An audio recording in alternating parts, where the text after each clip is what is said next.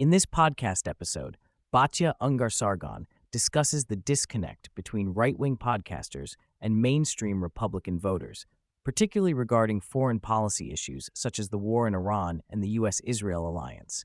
They also explore the rise of anti-Semitism among young people, the implications of recent Islamist terrorist attacks in the U.S., and the broader cultural and political dynamics shaping American conservatism today. The conversation further delves into the political positioning within the MAGA movement, the impact of media narratives, and the complex relationship between America and Israel amid ongoing conflicts. Batya Ungar-Sargon emphasizes that right-wing podcasters and online content creators are largely out of sync with the views of average MAGA voters. She notes that while many influencers in the podcast sphere voice skepticism or opposition to the U.S. involvement in foreign conflicts, often framing wars as Israel's war, polling shows that between 80 and 90% of Republicans fully support the president's war efforts, with an even higher proportion among self-identified MAGA supporters. This illustrates a divide not between Republican voters and the president, but between the so-called influencers and the mainstream party base. Ungar-Sargon cautions against overestimating the influence of podcast voices, highlighting that their audiences can be niche and at times influenced by foreign bots or anti-Israel narratives inconsistent with the base's views. The episode probes the contrasting stances within the Republican Party's leadership, particularly the tension between figures like Tucker Carlson and the Vice President, J.D. Vance. Ungar-Sargon contends that although Vance is seen by some as the heir apparent and associated with Carlson's faction, there is significant daylight between them, especially on foreign policy where Vance supports Israel and has a more cautious approach to intervention. She argues that Vance's current ambivalence reflects a political calculation as he hedges his bets rather than a true reflection of the grassroots voters' preferences. The discussion also touches on the possible implications for Vance's future candidacy, suggesting that distancing himself from Carlson's controversial positions could be essential for securing the nomination. The conversation addresses concerns over rising anti-Semitism, especially among young people, and distinguishes between anti-Zionism and anti-Semitism. Ungar-Sargon explains that mainstream Republican support for Israel remains strong and has even increased slightly in recent years. She stresses that much of the hostility toward Israel on the left springs from a rejection of its receipt of U.S. taxpayer dollars rather than a denial of its right to exist. Young conservatives who are critical often oppose foreign aid on economic grounds rather than harboring anti-Semitic views. Ungar-Sargon also emphasizes historical American Jewish narratives rejecting anti-Semitism, contrasting that with some elite left-wing discourse, which has permeated certain segments but not the broader population. The episode turns to a discussion about Islamist terrorist attacks in the United States, highlighting recent incidents such as the failed synagogue attack in Michigan and the nail bomb attempt in New York. Ungar-Sargon notes these are largely overlooked by mainstream media, warning of parallels with Europe and the UK, where denial and underreporting have exacerbated security threats. She points out that many of the attackers are naturalized U.S. citizens, linking the issue to immigration policies and expressing concern about open border stances. The discussion highlights a growing challenge in addressing Islamist terrorism without alienating communities or ignoring rising threats. The host and Ungar-Sargon analyze the ongoing conflict with Iran, discussing its broader strategic context involving energy dominance, the U.S.-China rivalry, and Middle East geopolitics. Ungar-Sargon portrays the war as part of a complex global game involving regional actors like Saudi Arabia and the UAE, as well as the Abraham Accords.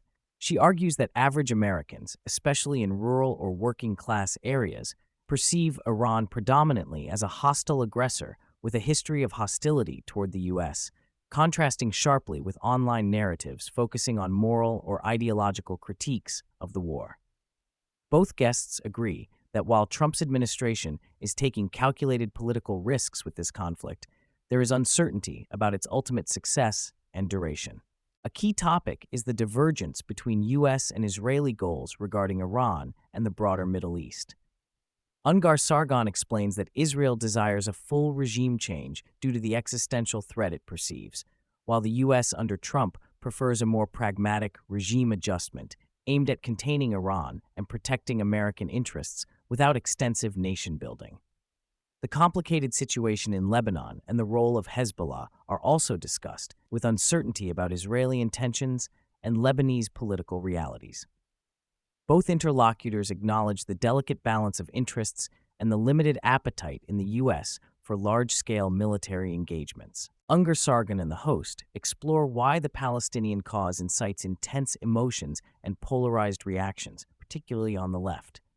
They argue that Palestine serves as a symbolic focal point that unites various progressive grievances, often framed around perceived oppression and moral superiority.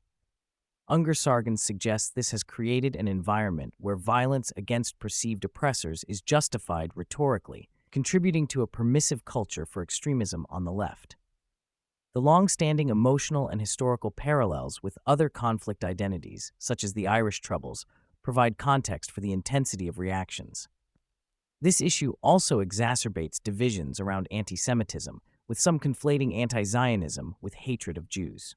In addressing the seemingly contradictory consumption patterns of right-wing podcasts and content, Ungar-Sargon notes that many listeners treat this content as entertainment rather than unfiltered truth. Audiences often engage skeptically, even with hosts whose views they might strongly oppose.